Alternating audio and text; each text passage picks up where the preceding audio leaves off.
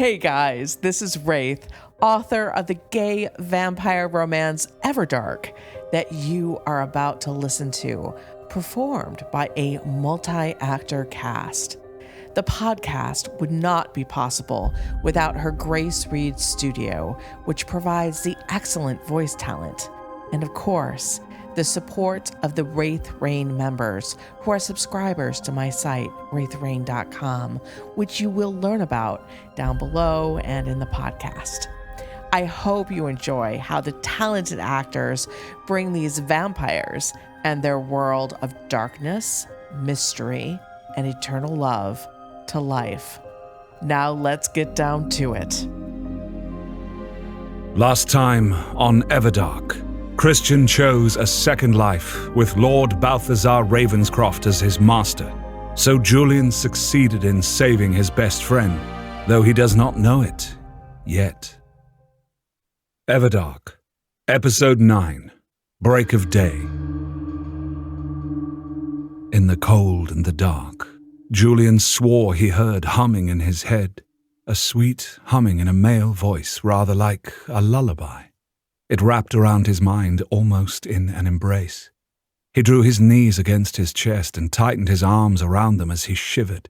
It was chilly in the lowest level of a parking garage in the abandoned building. The building boom had come to Ravenscross and then busted rather spectacularly, leaving several half-finished high-rises dotting the downtown. It was to the nearest of these from the hospital that he had fled as the sun began to rise. He'd wanted to go home, but he hadn't dared because maybe Balthazar or his acolytes would be waiting for him there. You must hide yourself from the light. Find a place that is black and secure. Curl down there and sleep. You will wake again when the night rains. He didn't know if this was Daemon's voice or his own mind figuring out that sunlight was very bad for him now. A sunbeam had passed across his shoulder blades and even through the material of his shirt. He had felt his skin ache. That's one myth about vampires proven true. Can't be out in sunlight. Check. He'd run down trash-strewn stairwells to the lowest level of the structure. Concrete floors, ceilings, and walls. Dirt surrounding the whole thing. No light. His heart rate had lowered as the darkness seemed to bathe his still twitching skin. Even though there was no light down in the bowels of this underground parking structure, he could still see as if it were bright daylight. He saw too much, actually. His eyes flickered at the slightest of movements. Often it was just a piece of trash stirring in the breeze that had caught his attention. He didn't understand why or how fast food wrappers seemed to inhabit abandoned places. Other times, when a movement caught his attention, it was a rat, whose eyes glowed redly at him, reminding him of bright jewels. And like Daemon's eyes, but they are volcanic red, the red of deep fires in the earth. He'd shook himself when his thoughts had drifted to Daemon once more. His conflicted feelings were an anathema to him, a confounding anathema. He had to handle things on his own. He'd always done so. He didn't need Daemon to hold his hand. So he'd found a corner, as far away from the stairs as possible, and hunkered down on a flattened cardboard box. Though the box smelled faintly of liquor, his nose told him that no homeless person had taken to squatting down there, not in a long time anyways. He was alone. He was as safe as he could be right now. Balthazar has people in the hospital. Humans serving him. Julian thought. Who's to say that he doesn't have people in the police department too? Who am I kidding? Of course he does. The cops had talked to me about Mom and Dad likely worked for him. I just hope the Christian's okay. Dr. Stone won't be able to hurt him with all those people around. He's got to be safe until I can get back to him. With that thought, Julian checked his phone to see when sunset was. Luckily, it was fall, and the sun was setting earlier and earlier every day. He set his alarm for 10 minutes before sunfall. If he actually slept, that would give him time to fully wake up and be on his way back to the hospital the moment darkness fell. He curled up like a cat on the cardboard, trying to get comfortable, feeling like he never would. The strength that had coursed through his limbs was draining away as the sun rose, but he was still awake, still vibrating with all that had happened. Vampires are real. I am becoming one of them, but I will die before the transformation is complete. Vampires are real. That was the first line of the video he'd made just a few hours ago. Thinking of the video had him rocketing upwards. He had to stop it from playing. He still wanted to expose vampires, but that desire was tempered now as the only way to save Christian was for him to become one. Outing vampires would out Christian and put his friend in great danger. He quickly accessed the back of their site and turned off the timed auto-post. If Christian wanted to expose them after things were sorted, that would be his best friend's prerogative. I'll be dead, so it won't matter either way for me. Unless there's something after this life. Julian mused darkly. Maybe Mom and Dad are in some alternate plane of existence, waiting for me. I wonder if it'll hurt when I die. Daemon didn't say exactly, but I think it's gonna hurt. He laid back down again. He dreamed of discovering his parents' killers for so long, about having proof of one of the fantastic things that they had believed in. But never had he considered it would end like this, with his being a vampire, Christian being a vampire, and him waking a sleeping vampire king. And, of course, never before was he so attuned to his mortality. He and Christian had been in life and death situations before, but always these times had been brief and terrifying. This waiting to die business, watching the clock hands shear away the moments of his life, was worse than he'd imagined it would be. And here he was, in the dark, in the cold, all alone, and knowing he was going to die very, very soon. He squeezed his eyes tight, hoping no tears fell. He was determined not to feel sorry for himself. He'd lived his life as if every day had mattered. He'd been extraordinarily lucky in having a best friend like Christian, and the love of Christian's parents after his own were gone. And though they had been stolen from him too soon, he'd had his own parents for 12 glorious years. His life had been good, and giving it up for Christian was the way he'd want to go. He just wanted a little longer, just a little longer, or a lot longer, but that wasn't to be. He wished for a crazy moment that he and Christian could be vampires together. It would be the ultimate adventure in some ways. They'd have eons of time to explore and learn. They'd be there to see the most amazing discoveries. They'd have the ability to truly know subjects down to their bones. If only. He wrapped his arms around his calves and rocked. That was when the humming in his head had started. Like the voice that had told him to seek darkness, he wasn't sure if this humming, this lullaby, was real. There were no words, and when he reached for the sound mentally, it retreated like a startled animal. So he just sat there in his mind, and the music had come back. It drew him like a crooked finger into sleep. He drifted into the darkness and then fell into full sleep with amazing quickness for him. Normally, insomnia plagued him, but not that time. He started to dream, almost immediately, of Nightvallen. He was gliding through its night-shrouded streets. The twin moons that never seemed to move in the night sky poured their healing light upon him. It almost felt like his feet were not touching the ground as he moved through the city, as if he knew it like the back of his hand. He passed from a wide boulevard into another magnificent square. At the far end of the square sat a palace. Palace was the only way to describe the structure he was approaching. Like the rest of the city, it was made from that same beautiful pale stone, but, like Daemon's tomb, it was accented with gold. There was a huge golden dome rising from a jutting circular front section of the building. There were 2 huge doors, twice his height, also made of gold with elaborate leaf and vine designs embossed into the surface. The doors that had remained closed to him in real life opened to him now effortlessly. Julian's heart hammered, and he held his breath as the doors swung inwards noiselessly. He was going to see what was inside this magnificent place. Or, at least, he was going to dream he was. He was not disappointed. The doors opened into a soaring rotunda. A mosaic done in black and white marble of a giant infinity symbol graced the floor. Overhead was the interior of the incredible golden dome. Scenes of men and women riding horned horses after strange and terrible creatures with slavering fangs through endless woods were embossed on the dome's outer edge. It was a hunt, but not a human one. He wanted to look more closely at the walls where more carvings, graceful and alien, populated the walls. But he found himself heading instead towards another flight of stairs, one of two in the rotunda that curled arm-like around another set of double doors. These arched doors, Julian guessed, might lead into a throne room. But he was already up the stairs and striding down a long hallway before he could think to open them to see. He guessed that his destination was at the end of the long hallway, where another set of double doors stood. Etched upon them was another infinity symbol. There was a blood-red runner laced with golden thread on the floor. There were portraits, done in what looked like oil paint on the walls, but he did not look long enough at any of them for him to see if their features looked like anyone he knew of, or if his mind had just created a series of daemons.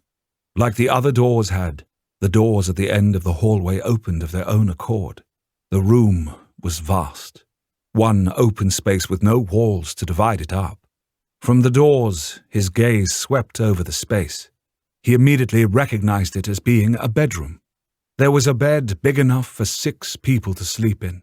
It was layered with silk sheets, thick velvet comforters in dark blues and purples, and fur blankets with strange markings on top of that. Plump pillows, also in silk, were piled high against a rich wooden headboard. Black, heavy curtains were tied around the posts on each corner.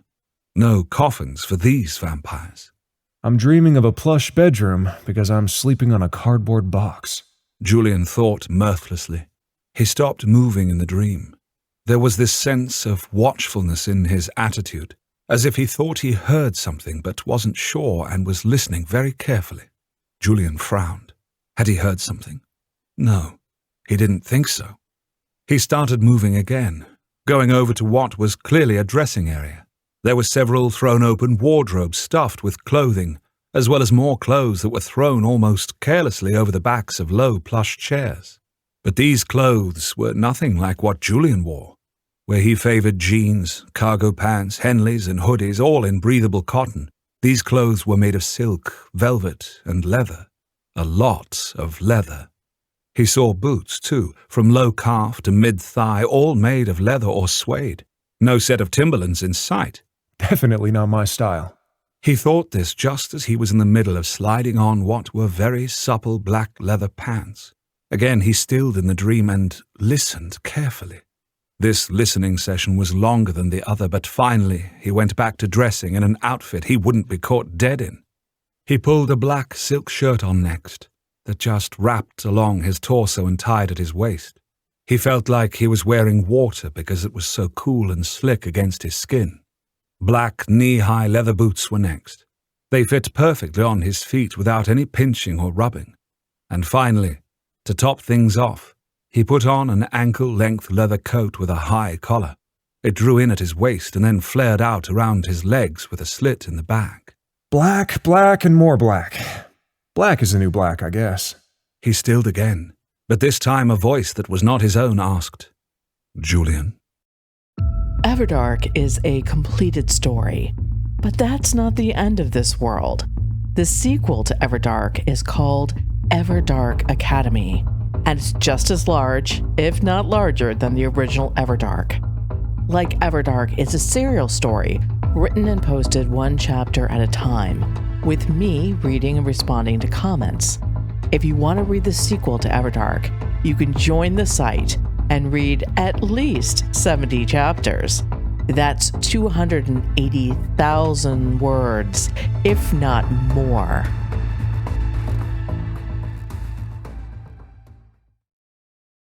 Julian froze. Daemon? That was when he realized that he wasn't dreaming. He was seeing through Daemon's eyes. The vampire king was in Everdark, likely in his own bedroom in his palace. The clothes, the incredible bed, the gold and marble everywhere made complete sense now. Julian was dazed with wonder that he was able to see through Daemon's eyes during a dream.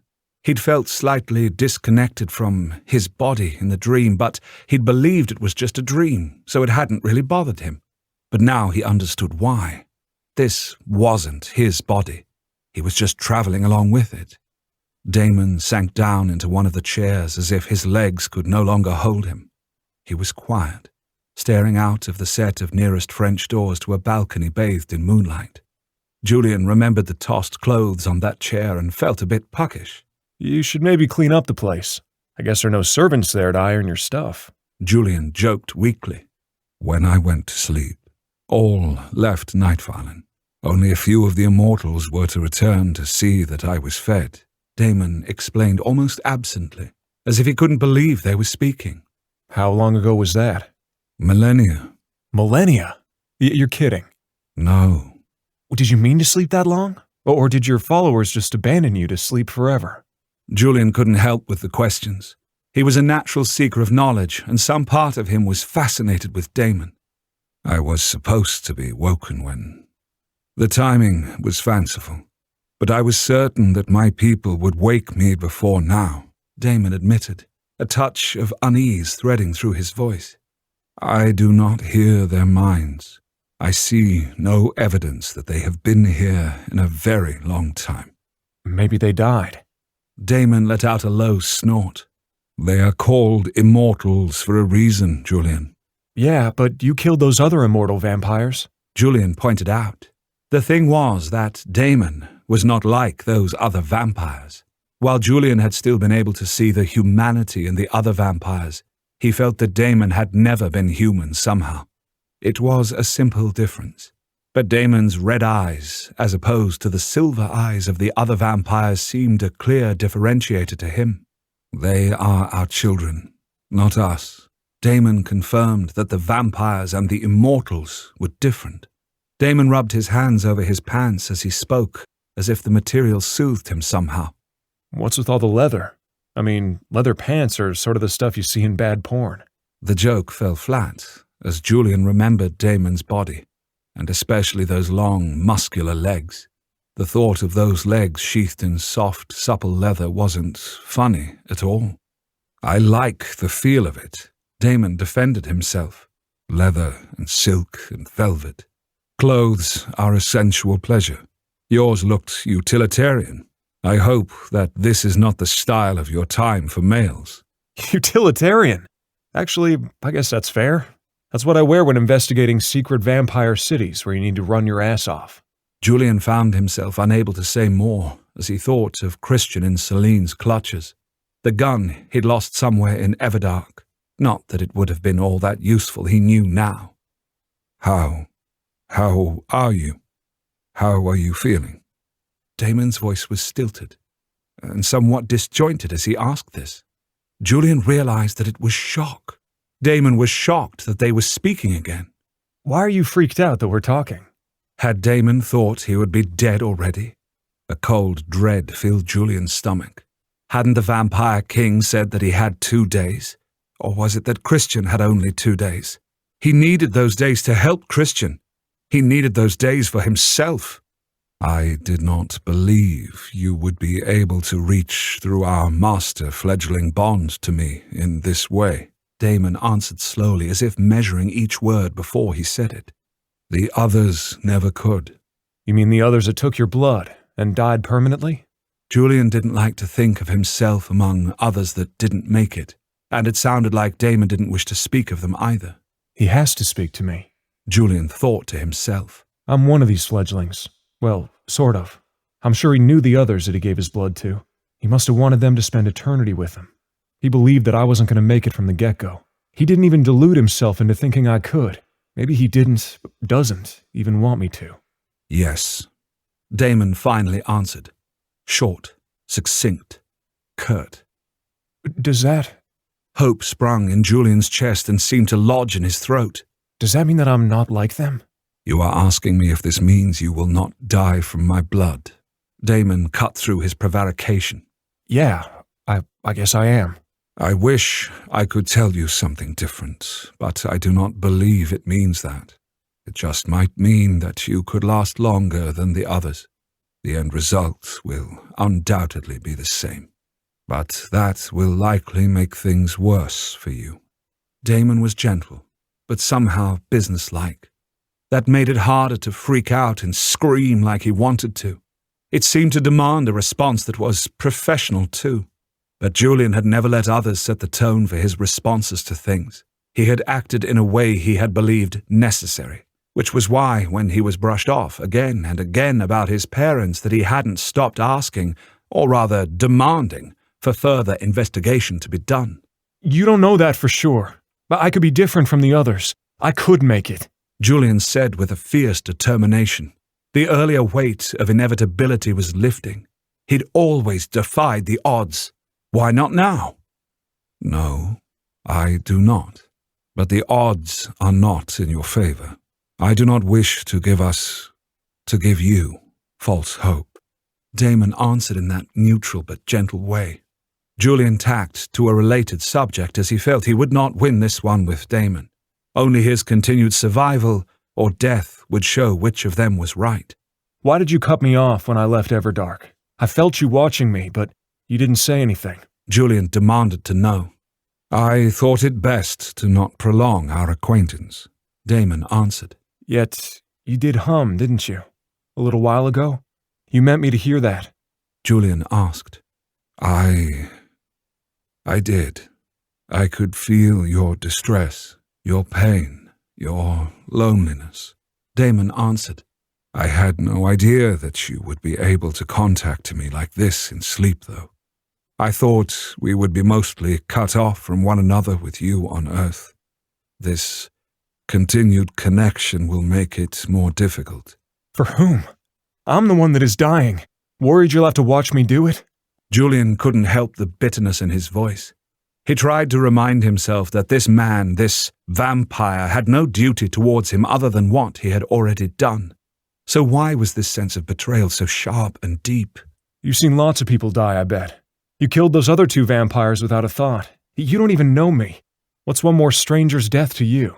Even if you have to be connected to me like this when it happens. Daemon was silent, but Julian could feel that he was biting his tongue. Obviously, Julian's death did mean something to him, though he couldn't think why. You are angry with me, Daemon finally said. Daemon could evidently tack to a different subject too. There were so many things that Julian wanted to say in response to that statement. He wanted to deny it, angrily, of course, which would dilute the truth of his own response. He wanted to snap that he didn't know Daemon enough to be angry with him. He wanted the Vampire King to get over himself. But conversely, he wanted to tell Daemon what a bastard he was for abandoning him, for not being there with him until the bitter end. But why? Why did he expect, let alone want, this stranger with him? Once I'm with Christian again, I won't feel this way about Daemon, Julian thought to himself. The Vampire King heard these thoughts and asked sharply, What do you mean when you're with Christian again? Julian was stunned into silence as he realized that thought had not been private. He considered not answering, but then he realized that was foolish. Maybe Daemon would have some knowledge of this Balthazar.